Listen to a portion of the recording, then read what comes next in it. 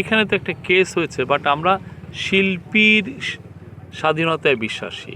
বাংলাদেশ সবসময় এটা বিশ্বাসী। আমরা আশা করি যে বাংলাদেশের একটা সাম্প্রদায়িক সম্প্রীতির দেশ, সবাই সাম্প্রদায়িক সম্প্রীতিটা বজায় রাখবেন এইটা। আর আমাদের মধ্যে বিভিন্ন ধরনের ভিন্নতা তো থাকেই। আপনার আর আমি একই যে পথের পথিক হব তা তো না। তো তারপরেও কিন্তু যেটা করতে পারি যে আমি আপনাকে সম্মান করা, আপনি আমাকে সম্মান করা, এটা খুব ইম্পর্টেন্ট। আপনাকে সম্মান না করলে আমি কিভাবে সম্মানটা পাবো? তো এইটা যদি আমরা সবাই সবারকে পারস্পরিক সম্মান করতে পারি, আমার মনে হয় এই যে ঘটনাগুলো ঘটছে এগুলো আর ঘটবে না। এবং আপনি জানেন যে আমি এই যে আজকে সকালবেলায় গিয়েছিলাম বুচাই চান পাগলার ওই পাগল ধামে গিয়েছিলাম। ওইখানে যে শুনলাম যে ওইখানে একটা মাজার, পুরো গম্বুজটা ভেঙে দেওয়া হয়েছে, মাজারের যে কবরটা সেটাও ভেঙে দেওয়া হয়েছিল। তো ওনারা দেখলাম যে এটা আবার সংস্কার করেছেন, গম্বুজটাও বানানো হয়েছে।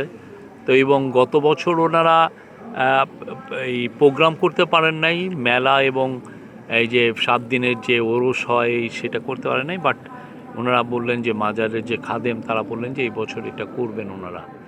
7 দিনব্যাপী প্রোগ্রাম হবে এবং বাংলাদেশের যারা বড় বড় বাউল শিল্পী আছে, হ্যাঁ, তারা আসবেন, অনেকেই আসবেন। এখানে তো একটা কেস হয়েছে, বাট আমরা শিল্পীর স্বাধীনতায় বিশ্বাসী।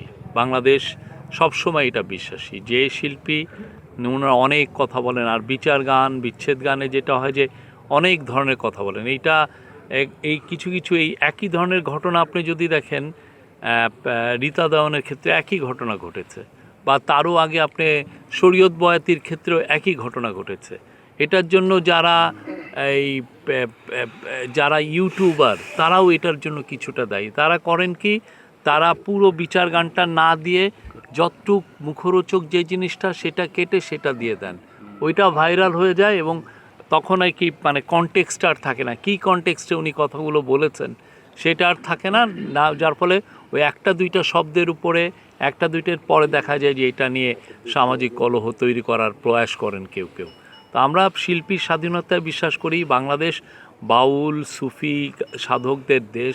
বাউল শিল্পীরা যুগ ধরে এখানে গান গাচ্ছেন, সামনেও গান গাবেন, হ্যাঁ, এবং আমরা আশা করি যে সিচুয়েশন সামনে আরও বেটার হবে।